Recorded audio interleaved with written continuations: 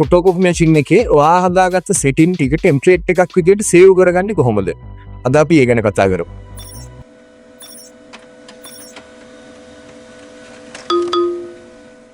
අපි ආදායම් බලපත්‍රේ photo copy එකක් ගද්දී ඒක අඩු කරලා තමයි ගන්න. ඒ කියන්නේ 70%ක් 65%ක් විතර දාලා තමයි ගන්න.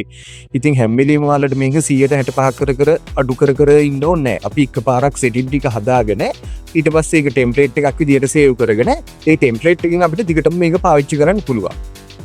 හරි, එහෙනම් අපි මේක කරගන්න ඉතින් බලමු. ඉස්සලා ඔයාලගේ ට්‍රේ එක සිලෙක්ට් කරගන්න. ඊට පස්සේ ඔයාලගේ මෙතන zoom කියන ටැබ් එකට ගිහිල්ලා ඒකෙන් 70%ක් හරි 65ක් කර වෙනකම් අඩු කරගන්න. එතනින් ඕකේ කරන්නේ. ඊට පස්සේ ඔයාලා මෙතන ටෙම්ප්ලේට් කියන ටැබ් එකට යන්න. එතනින් රෙජිස්ට්‍රේෂන් කියලා ටැබ් එකට යන්න. ඊට පස්සේ මෙතන හිස් බොක්ස් එකක් empty box එකක් තෝරගෙන ඒක ඕපන් දෙන්න. name කියනකොට ටච් කරලා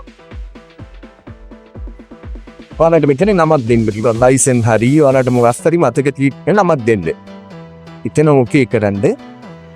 ඊට පස්සේ ආයෙත් අර වගේම හිස් මේ empty box ටිකක් එනවා. ඒකෙන් එකක් සිලෙක්ට් වෙලා save කියන බටන් එක ඔබන්න. ඊට පස්සේ මෙතන name කියන එකට ටච් කරාම ආයෙ නමක් දෙන්න දෙනවා. එතන ක්ලියර් කරගෙන ඔයාලා එතෙන්ටත් නමක් දෙනවා. ඊට පස්සේ මෙතනින් save කරා.